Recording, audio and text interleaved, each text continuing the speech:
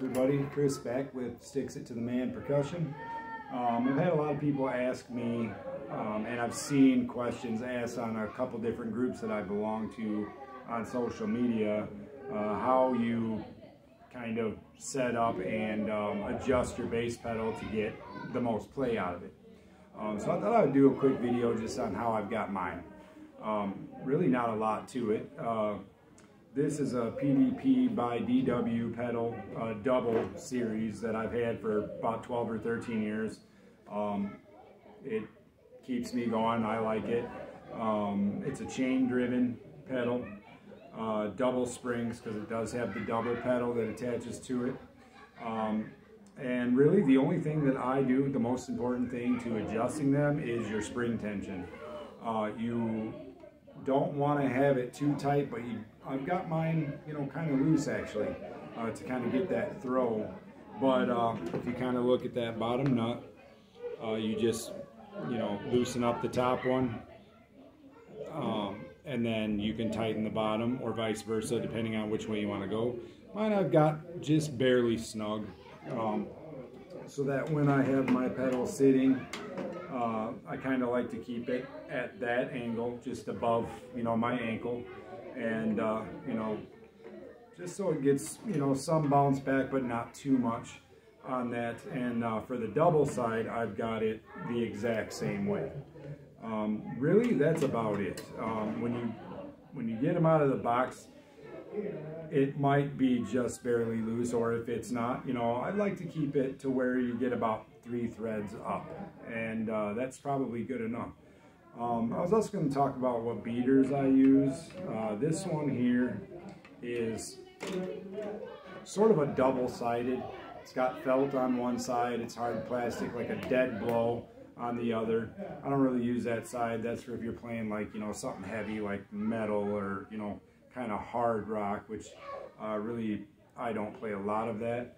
I've also got one here that's similar, and these also work the way they're shaped for the double. This one's more of a kind of a rubber or hard plastic on this side, and then Dead Blow on the other again. Those are pretty decent. I use the felt one on this side when I'm playing a little bit heavier. Also, the good old-fashioned just felt. There's also a counterweight on here, so if you want to get more throw, you would want to have it closer to the top. If you want to lighten it up, then obviously come down the other way. This would work on any of those 3 pedals, or 3 beaters rather.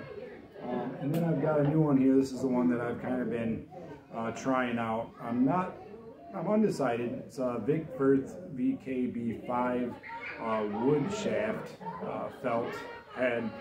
It works pretty good. If I had to say, myself, it's probably a little bit lighter than what I would want.